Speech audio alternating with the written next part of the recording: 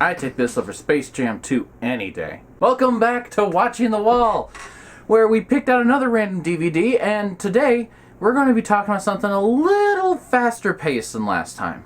Like Looney Tunes pace, literally. These sarcastic, crazy characters have been a part of American culture since well before I was born, and there are people to this day who say, I love the Looney Tunes. When I was a kid in the 90s, I swear I saw the Looney Tunes every single day. Cartoon Network had just launched, and it revolutionized kids' lives. I had that channel memorized. It was channel 32 when I was growing up. Warner Brothers and Hanna-Barbera cartoons were the bread and butter of that channel because they didn't have their own content. They just had the massive vault to pull from the people that owned them. And thankfully, some of those cartoons were fantastic, like the Looney Tunes. It acted as a 90s example of what happened when The Office came to Netflix back right before the pandemic. Suddenly they had a new audience that was seeing a bunch of old material and falling in love with it and became obsessed with it. So much so that they decided to run an ad campaign with a very popular athlete at the time. Hey Jordan, hey Jordan. What'd you expect? Elmer Fudd? That's how Space Jam came about. But to everyone's surprise, it actually did very well. The returns on investment on that, just everything the executives wanted, and the audience, they were entertained. I remember seeing it as a kid and thinking, this was one of the best movies ever. I'm seeing the Looney Tunes do everything I wanted them to, and they're playing basketball. I'll take it, sure, Michael Jordan's great. Suddenly, Warner Brothers had a hit on their hands, and they were like, the Looney Tunes are hot! We can do stuff with them again! They're going to take off like a rocket! That rocket stalled. They so badly wanted to make a Space Jam 2. Unfortunately, it was a little lost in development. Eventually, they tried to make it into Spy Jam and tried to get Jackie Chan involved in that. I don't know how that would have turned out. But after years of pre-production hell, they got Joe Dante interested in directing. Yeah, the same guy who did Gremlins and Gremlins 2, the absolute madhouse of live action that felt like a living cartoon. What a great choice to handpick for somebody to adapt this to the screen and make it its own thing. The downside, Joe Dante hated Space Jam. Did not care for what it did and thought we need to bring the Looney Tunes to the forefront of a Looney Tunes movie. Mix in a little Brendan Fraser and some Steve Martin and presto changeo, you get Looney Tunes back in action. A full 7 years late. This cover, it's okay. You got all the Looney Tunes there, but it's giving me big Space Jam vibes. And not in a good way. See, ultimately my problem with Space Jam was it was a movie about Michael Jordan that just happened to feature the Looney Tunes. You could have interjected any other cute cartoon into there and it would have made sense. I mean, it didn't need to be the Looney Tunes to work. Looney Tunes Back in Action is a lot more Who Framed Roger Rabbit. Let's take a read. Yikes! The fate of the human race is in the hands of Bugs Bunny and Daffy Duck, teaming up to wreak hilarious comic mayhem in a fast-paced family adventure combining live action, starring Brendan Fraser, Jenna Elfman, Steve Martin, and more, with animations, a hilarious cavalcade of Looney Tunes greats. Join the Toonsters as they try to obtain the powerful Blue Monkey Gem and stop Acme Corp's grab for weird-wide, worldwide domination. Who proofread this? Connect with your inner Daffy for harebrained wit and mystery most foul. For pratfalls and movie in-jokes. For Acme Anvils. For more fun than you can catch in just one viewing. The Lunatics are running the asylum. Welcome to their world. It's not their world, they're in our world. The last movie was being taken into their world. The people who write this even watch the movie?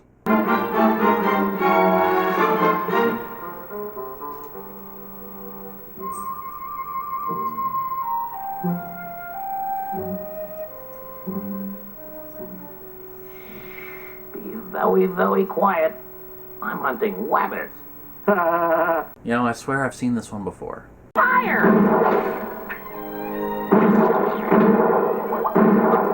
But then... Hold everything. Daffy gets blasted. Page 7, Daffy gets blasted. Page 8, Daffy gets blasted again.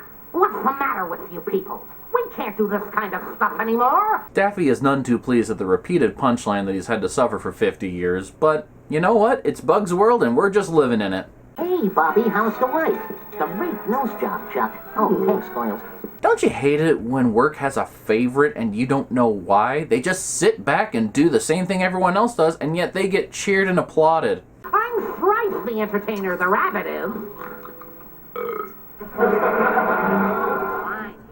There are people who are effortlessly funny. It's so infuriating. Kate, the new head of creative, decides they need to make a change in order to get things back on track, and she fires Daffy Duck. Grip, lady. I need you to eject the stock. Lady, this is Daffy Duck. Exactly. Not anymore. We own the name. Yeah? Well, you can't stop me from calling myself Dad. What do you know? Through a series of very unfortunate Looney Tunes-like events, they run across Batman. Batman?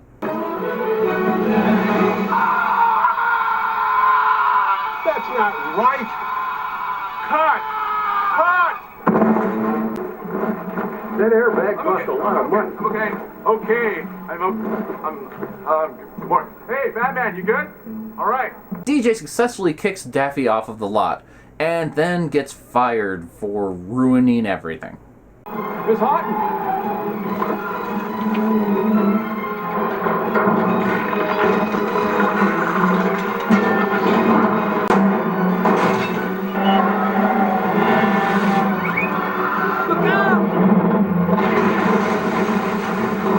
This, of course, followed by the greatest character assassination ever. What kind of performance do you call that? You made me sound like a total space cadet, man. I'm sorry if you're the way. I was trying to be real to your character. If you like goof on me in the sequel, I'm coming after you. Yeah, then I'll give you a Scooby snack. Matthew Lillard did nothing wrong. He is Shaggy. You leave him out of this. He's a godsend. And yes, that is the voice of Casey Kasem as Shaggy, belittling Matthew Lillard's Shaggy. I'm starstruck. Is there going to be a lot more of this? This is going to be hard to take. I'm going to pull the Band-Aid off now. Yeah, there is going to be a lot more of this. Dick Miller, ladies and gentlemen. And Timothy Dalton. Hi, Roger Corman. Bill Goldberg is always listening. Hi, Jeff Gordon. How you doing? Peter Graves in Looney Tunes Back in Action. DJ gets stalked by Daffy back to his dad's house, because of course he lives with his father as a failed security guard who gets fired. Oh man, just throw him in the mud, huh? This is when he finds out his dad is actually a super secret spy. He doesn't just play one in the movies. A diamond. A very special diamond. Fine dusty tails. Hey! Dad, you need me to call the police or something?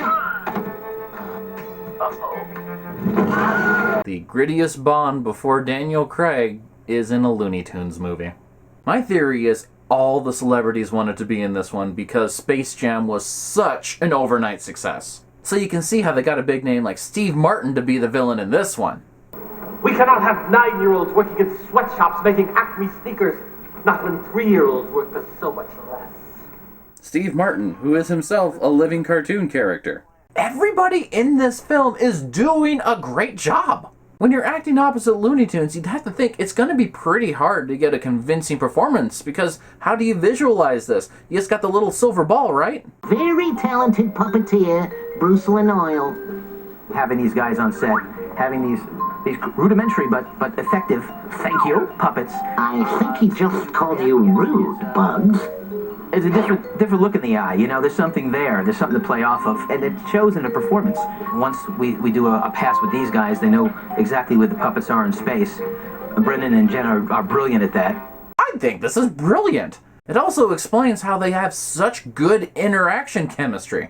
I mean, Joe Dante, he's one of the best. He wanted the puppets on stage because he knew you'd get real performances out of interacting with something real. Modern CG could really use a little bit of Joe Dante.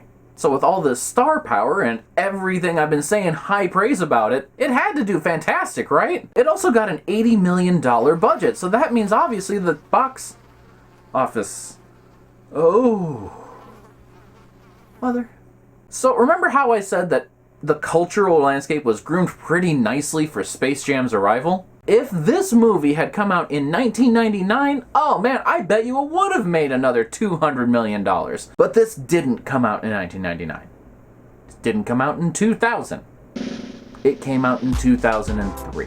How much could the cultural landscape change in just 7 years' time? In 1996, I was psyched to go see Space Jam. I was a 10-year-old kid. I thought, this is perfect. I've always wanted to see them on screen, and I've never seen them in theaters before. So you had a twofold experience. You're getting to see Michael Jordan, the best basketball player ever, interact with the Looney Tunes. You could see them on the big screen. And it blew our minds. When this came out, I was 17. Those same kids who fell in love with Daffy Duck and Bugs Bunny, Yosemite Sam, the whole gang back when they were in single digits or maybe just a hair beyond, they'd grown up a lot in 7 years. In the time between 1996 and 2003, Disturbed became one of the most influential bands in pop culture. The Sickness, oh man, it was spreading. For the kids who also just watched MTV2, listened to Linkin Park and Korn and all that alt scene, do you think they were in the mood to watch Looney Tunes anymore? It may sound like I'm overblowing it, but guess what? 2003, Poodle Hat had the Angry White Boy Polka, featuring some of the bands I just described, as well as Papa Roach and Rage Against the Machine. Yeah, the cultural needle had started to move. And the elephant in the room that is 9/11, woo, it's gone. The ones who started watching Cartoon Network later on, they were watching What a Cartoon. They were looking at the original creations. They started watching Space Ghost Coast to Coast. It was great! But it also meant that the Looney Tunes exposure started to die down. While Space Jam struck while the iron was hot, Looney Tunes back in action just felt like a missed opportunity. They had the success, they could have capitalized on it, but the bloated development of the movie industry, they couldn't decide on a direction to go in any short amount of time. And there were so many cooks in the kitchen, Jackie Chan was almost involved in Spy Jam. I still want to know, what was the idea for that script? But for how much it missed the mark as far as timing goes, and as far as relevance and interest from the general population, I'll say so far Act 1, pretty stock. Not in a bad way either. I'm saying I can follow the plot, the jokes are happening, we're getting small vignettes with a lot of the Looney Tunes alum. Hit me. No, hit me first. Oh, well, I said, await your turn, sir. Hit me. Hit me. Hit me. Hit me. Hit me. Hit me. Hit me. No, no, no. Hit me, Fred Nabbit. He's the boss. And it's so on brand. Plus Goldberg gets to do this to him.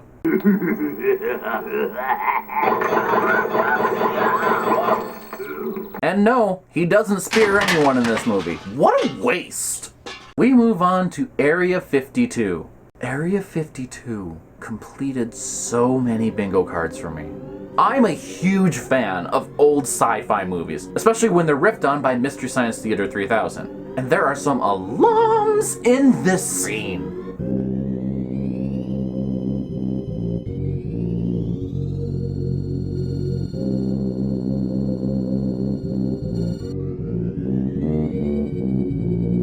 Robbie the Robot! I saw you walk Columbo's dog once!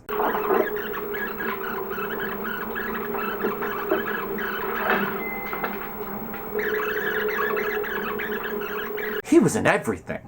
But it is almost cultural reference for cultural reference's sake. But I love how many they jam-packed into one scene. It's awesome! Makes my heart flutter, it does. This is like the sci-fi version of Monster Squad. It's insane. The only downside of this scene is it is full of exposition.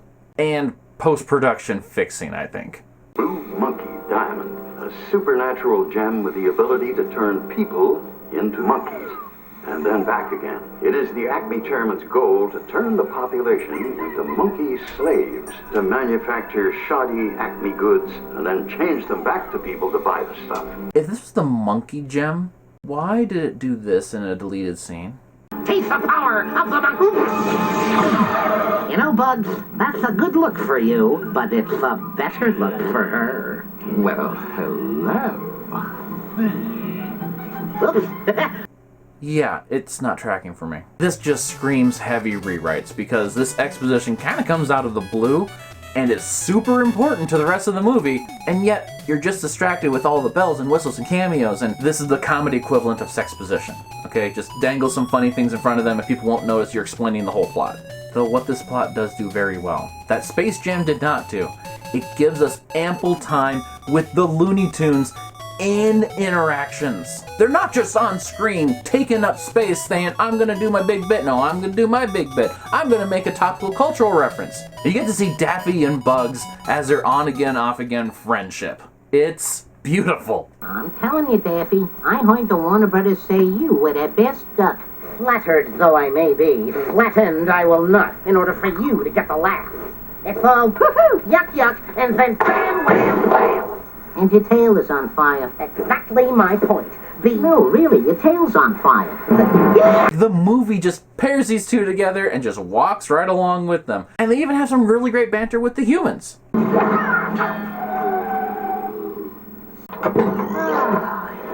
Good stretch. You know, I'm getting really tired of throwing you out of the car. Well, that's my plan in a nutshell. Brendan Fraser gives his all in this, even against himself. You must be someone that I got fired. See, I get a lot of people fired. You be good now. So like I said... You do you, man. Or you punch you. But it is cool to see a leading man so comfortable playing second banana to some Looney Tunes shenanigans.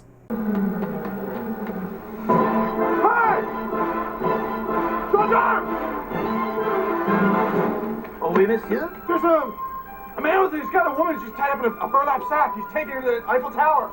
Ah, it is spring, is it not? This seems perfectly natural to Pepe Le Pew. Jenna Elfman also gives a great job for what they allowed her to do. Women aren't supposed to be funny, I guess, because a lot of the deleted scenes are just extra punchlines that her character delivers. Kate was a lot wackier before they took these scenes out of the movie. I have a sense of humor. Oh, please. Knock, knock. Who's there? Impatient cow. Impatient?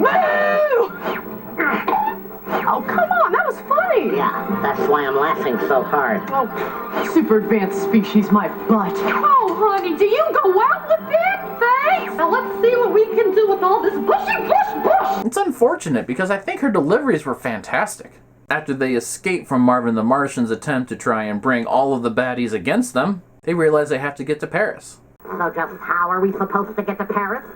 Like this.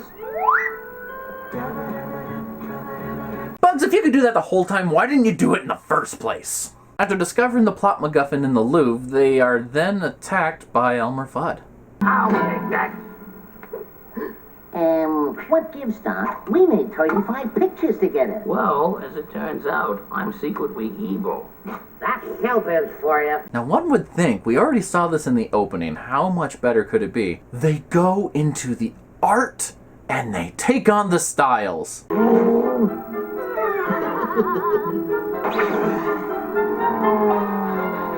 Well, this is surreal.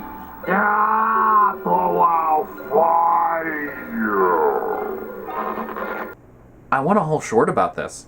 I think this is brilliant. I want this. I love Elmer Fudd's scream.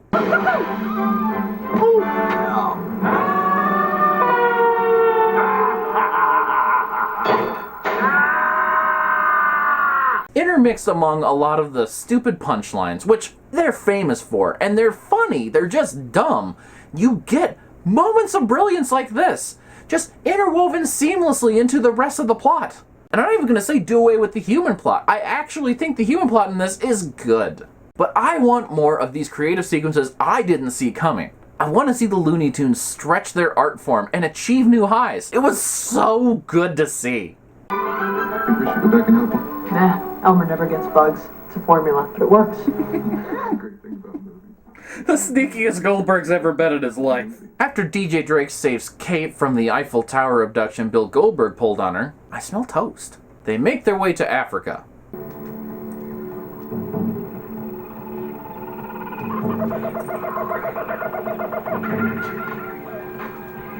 This part feels the most half-baked to me, in all honesty. And it's also where the divergence happens. There's a version of this movie that ends in the climactic Africa setting.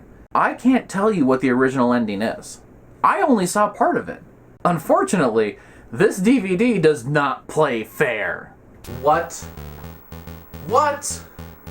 They have some scenes that are locked specifically by DVD-ROM interaction? Oh yeah, I was not happy to see that. I loaded it into the drive of my Windows 7 tower, which still has a DVD player. I open it up, and it's exactly the same DVD menu. But then I double click on the DVD. It has to install a specific movie player that will allow me to then watch this footage. I'm told multiple times by Windows 7, this is known for compatibility issues. Are you sure you want to install? I get past the Warner Brothers logo and then it freezes on Bugs Bunny's face. I am not allowed to see past this. However, I then remember I have a Dell computer with Windows 2000 on it that still works, but it only has a CD drive, not a DVD drive, so I couldn't do the DVD-ROM. But then I remembered I've got an external plug-in DVD-ROM/burner. Is it compatible with it? I start looking up the requirements, and then I realize, why am I going through this much effort to see extra deleted scenes? Why didn't they put them all onto the disc in an accessible way?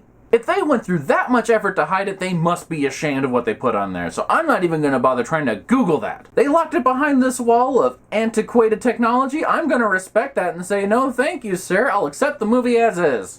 So when they get to the monkey shrine in the middle of the jungle, made practically, mind you, with card foam on a soundstage, and oh my goodness, it actually looks great. The boulder that falls and crushes Daffy is real. Not a real boulder, but it is really there. And the stone monkeys that shoot darts out of their eyes, also very practical. Joe Dante, you're the best. We find out that Granny, who they thought was coming along to help them, is in fact Steve Martin in disguise. Just hand over the diamond. Who is in fact... Your father. But who is in fact... Let's do some drills. I still like this plot better than Monkey Bone. Could we have taken a second pass at this rewrite? After they're all transported back, you get the weirdest sequence of the movie. This, my friend, is the Acme trade of death. Which is not good news for your father. Don't worry about me, son. I've gotten out of worse scrapes than this one. You see, the trade of death doesn't kill him, then those crates of TNT will. Not to mention the 2-ton anvil hanging over his head. But then the blue monkey gem is given to Marvin the Martian to put into a satellite, which is way far away from the orbit of Earth. But they do make the most of that second part. While the humans are literally tied up in the worst, most cliched subplot ever for heroes to be in, we get a fully animated climax between Marvin the Martian, Bugs Bunny, and Duck Dodgers. Of course, you realize this means war. Yes, I'm going to be the hero of this picture. The Dodgers to the rescue! This ending really exemplifies how the movie as a whole feels, because I'm really split about it. The space battle with the classic references as well as the new twists and the clever way in which they dispatched the villain because of it, I loved how that was executed. It's outlandish, but I'm along for the ride. The Looney Tunes perfect formula. The humans, on the other hand...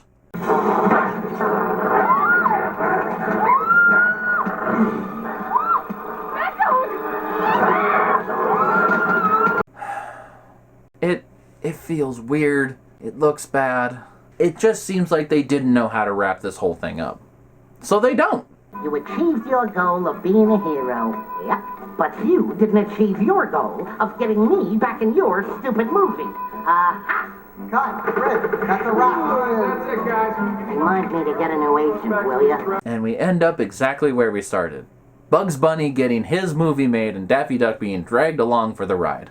It's a Looney Tunes cartoon conclusion. It's not gonna change your life. In fact, if this movie changed your life, you may want to see more films. But for a Looney Tunes cartoon, it's 70% of the way there. A film as a whole, it's good. I enjoyed it immensely. While the delay in the follow-up definitely hurt the final product, I think that the whole team behind this really put forth a grade A effort.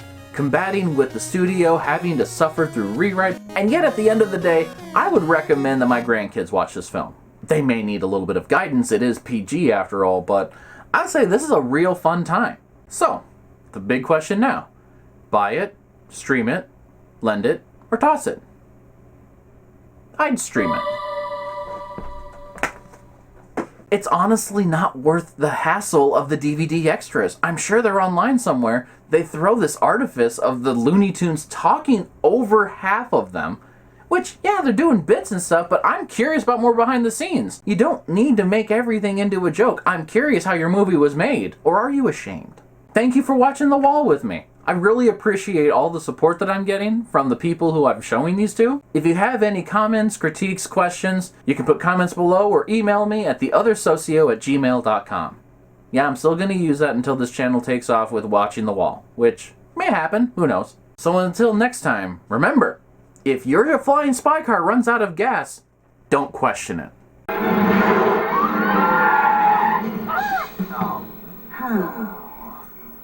Huh, out of gas. What? It doesn't work like that. Thanks, Toots. See what I mean?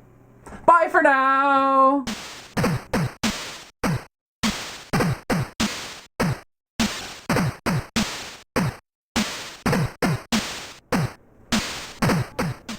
Daffy Duck's eternal quest to be more important than Bugs Bunny.